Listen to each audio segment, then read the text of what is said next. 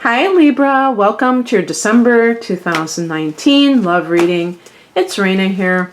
So I'm back to using my Ethereal Visions deck.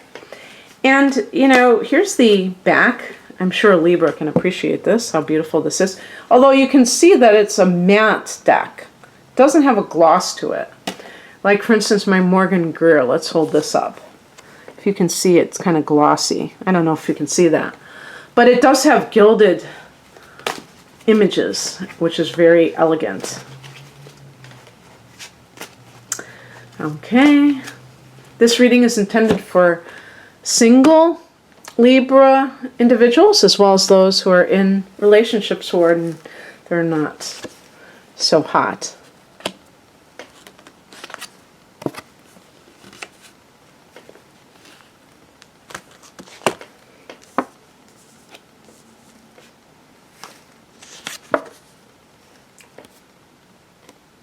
Oh, interesting. The star card.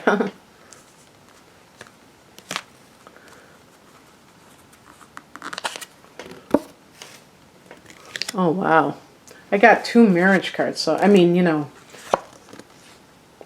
Okay. I'm trying to think if I ever got the Hierophant before in this deck, since I've only used it one other time, but for 12 readings, that's going to be pretty good. The heart of the matter, there you go. This is going to be very important because it's highlighted by the train.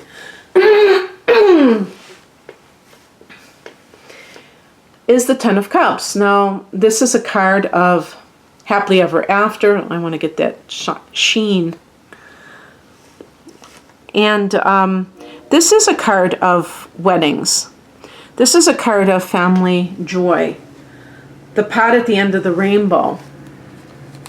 And so it can simply be that your marriage is front and center of something that you are really, that's really occupying the space between your ears. And maybe you're concerned about your marriage. Maybe, Libra people, if your relationship isn't going well, that is going to dominate your attention, I'm sure. If you are single, this may be your goal. Perhaps you're a woman in your 30s and you're wanting a family. And you're like, the only thing that's stopping that is finding the right partner. In the past position, we have the Seven of Wands. So in the marriage scenario, you may be with somebody, and when I say marriage, I mean, a committed partnership where it's like a monogamous relationship. You may have felt that you are on the defensive, that the person is never satisfied with you, and you're always having to explain yourself, defend yourself. And it feels really bad, obviously. That would feel terrible. If you're single, look to this tendency, especially if you have inner planets in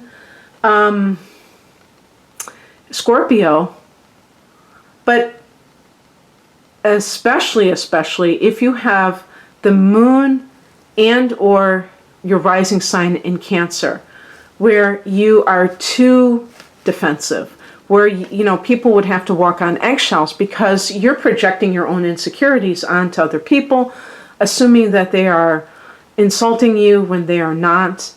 And then the other person is like, oh, I don't know if I want to deal with this individual because they're a little bit too touchy. I'm not quite sure, where they're coming from, and they're just like afraid of saying anything. So they kind of shy away from you.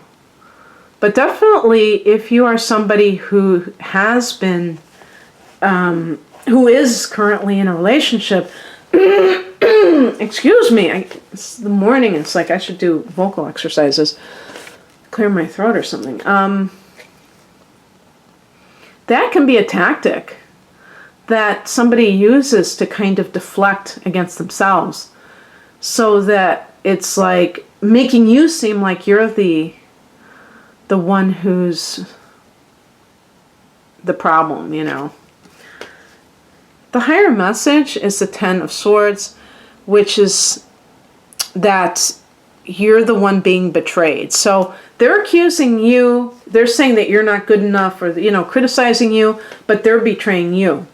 So they're trying to deflect, you know, any attention from themselves onto you. Also, this can be a situation where if you're single, this may be some betrayal that you remember that makes you afraid to get close to somebody. So it's like the best way to do that is by acting in a way that kind of, it's like the best defense is a good offense. And that's not true. Not in relationships. That's not a good strategy for attracting a partner, because you might attract somebody who will actually go along with that, but they will be the ones that you will dump on. And you don't want to dump on anybody simply because you were hurt in the past. You want to have a healthy relationship. And the average Libra person isn't going to dump on people. You're far too polite to do that. But in some cases, when a person feels hurt, you know, they have that saying, hurt people hurt people. And that is the truth, is that it does happen like that. What crosses you is the star. Now, maybe this is an Aquarius person who screwed you over. However, this can be, you know, the star card is about faith in unseen forces. Isn't that beautiful? I love that. It's so ethereal. And look at the gilded stars. Maybe you still have healing to do if you're single. And it's just, especially if you've just gotten out of a relationship and it's far too early for you to jump into something new. I could see a Libra person going from one relationship to the other and never, you know, coming up for air. I don't think that's a wise policy, because when you can stand alone and really enjoy that solitude and not feel like you have to be in a relationship, you'll be healthier for the next person. Versus feeling like, oh gosh, I'm so incomplete, I don't have this relationship. The star card in the challenge position can be perhaps not believing there's anything out there for you, you know, not being able to see that there is, it's not having faith in the unseen. That's what I meant to say. Not having faith in the unseen means that if you're in a bad relationship, you may stay there thinking that that's the best that you can do. Also, you may be receiving messages from a crossed over loved one and you are blocking it, or blocking a spirit guide's message urging you to take certain actions, and you're just kind of oblivious because you're so wrapped up in whatever the bad stuff that's happening that you can't see that there's a way out. What's coming in is the Four of Wands. This is the card of the new home, the marriage, the happy marriage. And this could be like a fire sign. And certainly, Libra, you are compatible with fire energy. Aries is your opposite sign. There's also Leo, and there's Sagittarius. So you may meet a fire sign person who is marriage material, who is long-term relationship material. And,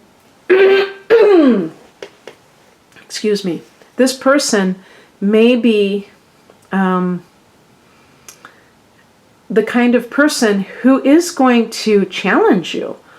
And that's not a bad thing. With the Seven of Wands, that person may have been a fire sign too, but perhaps they are they were too combative. Aries, anyone? No, I'm just, I'm just joking. But this person can light a fire in you. And there is totally a difference between those types of people. It's funny because I wonder if there are deer near the tracks, because they don't usually, the trains don't usually sound like that. So you may meet a fire sign person that is a keeper, is somebody that you can really see yourself being with forever.